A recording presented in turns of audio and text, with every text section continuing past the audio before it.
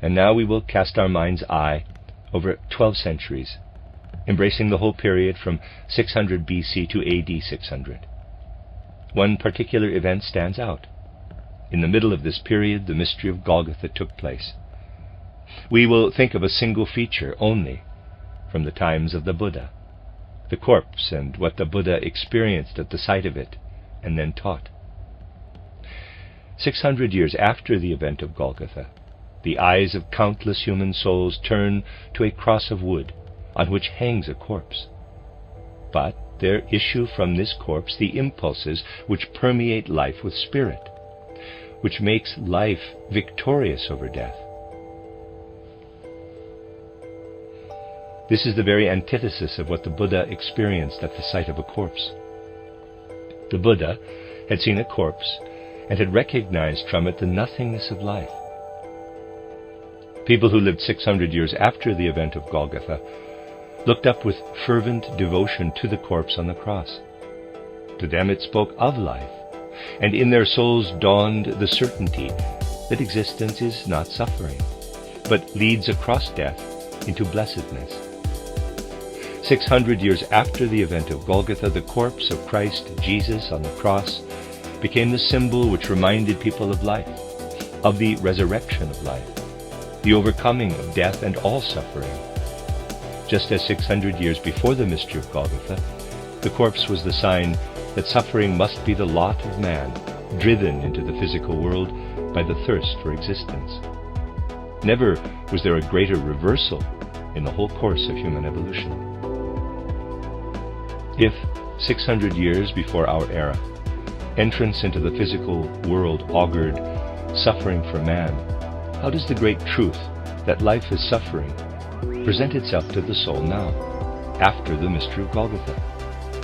How does it present itself to those who look with understanding at the cross on Golgotha?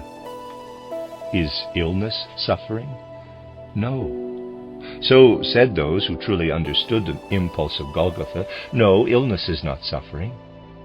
Even if people cannot yet understand the true meaning of the spiritual life streaming in with Christ, in the future they will learn to understand it.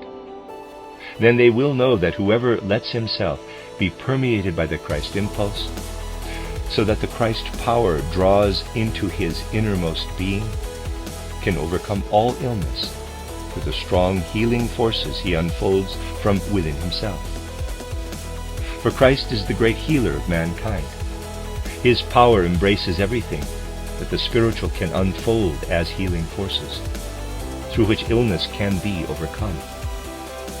Illness is not suffering. Illness gives the opportunity to overcome a limitation and hindrance by unfolding the Christ power within oneself. Mankind must arrive at a similar understanding about the infirmities of age. The more the feebleness of our limbs increases, the more we can grow in the Spirit, the more we can gain self-mastery through the Christ power indwelling us. Age is not suffering, for with every day that passes we grow into the spiritual world. Death is also not suffering, for it has been conquered in the resurrection. Death has been conquered through the event of Golgotha. Can separation from what we love still be suffering? No. Souls permeated with the Christ power know that love can forge links from soul to soul, transcending all material obstacles. Links in the spiritual that cannot be severed. There is nothing either in the life between birth and death, or between death and rebirth, to which we cannot spiritually find the way through the Christ impulse. If we permeate ourselves with the Christ impulse, permanent separation from what we love is inconceivable. The Christ leads us to union with what we love. Equally, to be united with what we do not love cannot be suffering. When we receive the Christ impulse into our souls, it teaches us to love all things in their due measure.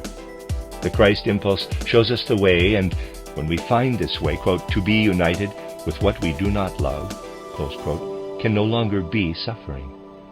For there is then nothing that we do not encompass with love.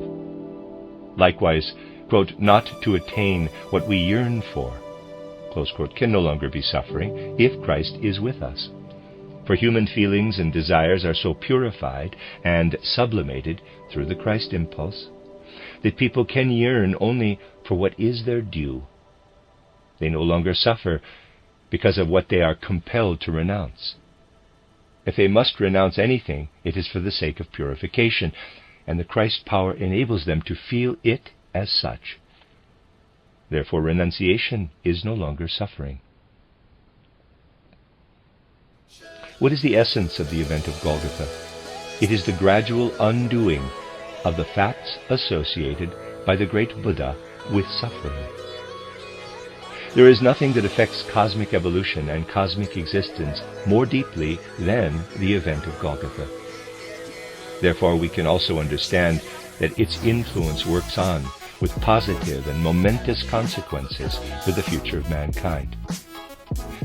The Easter festival can always be for us a symbol of the risen one, a link reaching from Christ on the cross to the triumphant, risen, and glorified Christ, to the one who lifts all mankind with him to the right hand of the Father. And so the Easter symbol opens up for us a long vista of the whole future of the earth, of the future evolution of humanity. It is for us a guarantee that those who are Christ-inspired will be transformed from Saul people into Paul people, and will behold with increasing clarity a spiritual fire. Just as the Christ was revealed in advance to Moses and his followers in the material fire of the thorn bush and the lightning on Sinai, so, truly, he will be revealed to us in a spiritualized fire of the future. Quote, he is with us always until the end of the world, close quote, and he will appear in the spiritual fire to those who have allowed their eyes to be enlightened through the event of Golgotha. Human beings will behold him in the spiritual fire. They beheld him to begin with in a different form. It is in a spiritual fire that they will behold him for the first time in his true form.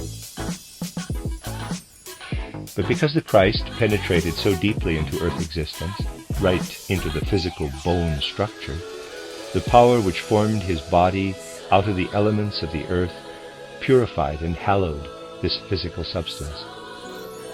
This happened to such a degree that it can never again become what in their sorrow the Eastern sages feared. They believed that the enlightened one of the future, the Maitreya Buddha, would find no one on the earth capable of understanding him, because they had sunk so deeply into matter. Christ was led to Golgotha in order that he might lift matter again to spiritual heights, in order that the fire might not be extinguished in matter, but be spiritualized. The primal wisdom will again be intelligible to human beings when they themselves are spiritualized. The primal wisdom, which in the spiritual world was the source of their being. And so the Maitreya Buddha will find understanding on the earth, which would not otherwise have been possible when humanity has attained deeper insight. We understand far better what we learned in our youth when we look back upon it after the experiences and trials of life have matured us. Mankind will understand the primal wisdom through being able to look back upon it in the Christ light streaming from the event of Golgotha.